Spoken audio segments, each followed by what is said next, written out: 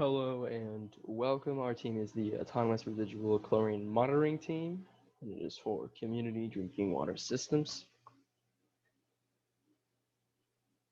As you can see, our team has kind of split up into different specializations. We have the team leads, testing, battery, second sensor, and data transmission. Our partners for this team are the organizations 33 Buckets and YAS, which is a local organization in the community that we hope to implement this kind of project.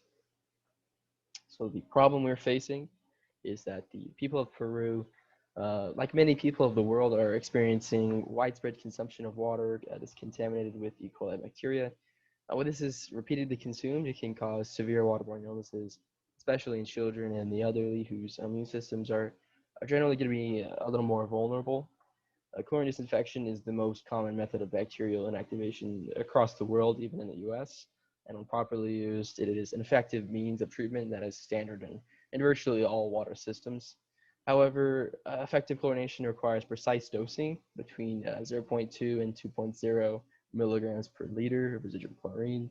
Due to the complicated testing procedures that can be a part of that, chlorine disinfection often fails to inactivate harmful pathogens, and it can lead to illnesses, as previously mentioned.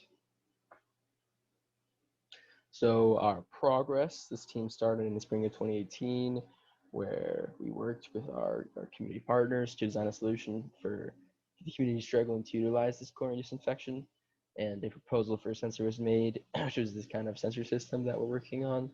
And then in the summer of 2019, the community actually visited rural Cusco in Peru, and the community's liquid chlorination was more effective because of knowledgeable operators and testing equipment and test logs.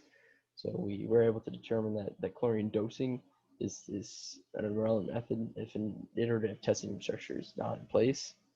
In the fall of 2019, EPICS, our team pivoted to focus entirely on a residual chlorine sensor that is able to automatically and accurately test and record residual levels using only solar-powered batteries based on the following user needs.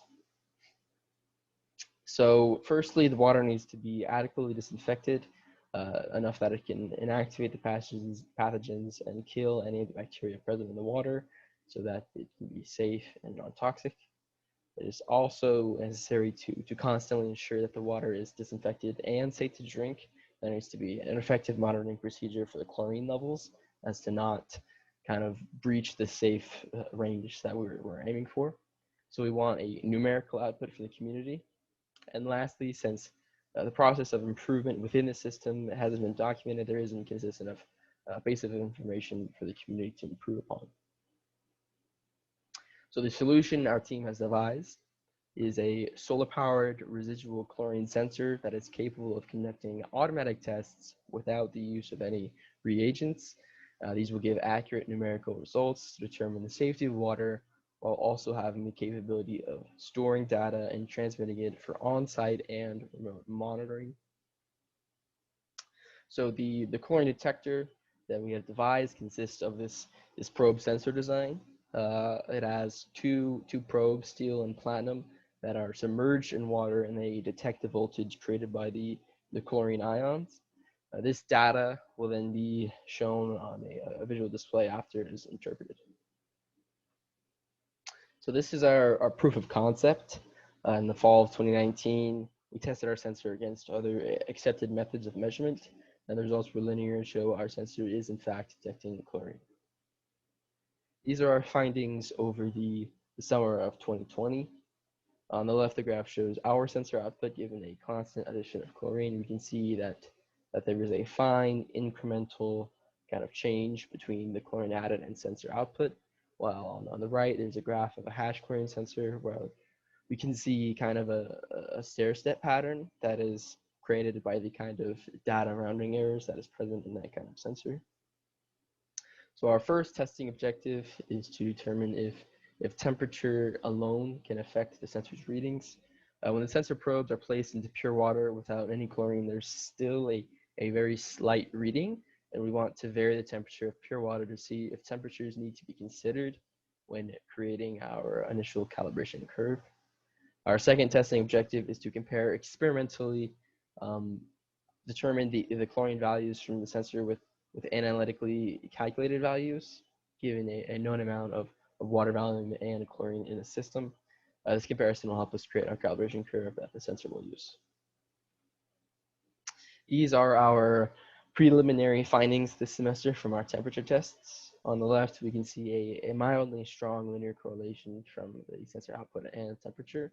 However, as we can see on the right side, when it is put into kind of perspective, the change is so tiny compared to our expected sensor output range that we can take temperature variation to be negligible for our future calibrations. Creating the calibration curve will require both the temperature test and the experimental analytical comparison. The experimental analytical comparison will involve gravity flow of water with known amounts of chlorine and water in the system at any given time. This experiment will involve varying the increments of chlorine levels for testing so that enough data exists throughout the range of approximately 0 to 3 milligrams per liter for the calibration curve to be made. By accounting for temperature and analytical values, we'll be able to create the most accurate calibration curve that the sensor will use as a final product. Therefore, when the sensor is in a real system, it will read a value and use the calibration curve to output the true chlorine value rather than just outputting whatever value it reads itself. So the future goals, depending on the kind of COVID regulations and how that turns out, the ideal goals for the summer of 2021 would be to start the initial implementation of this project.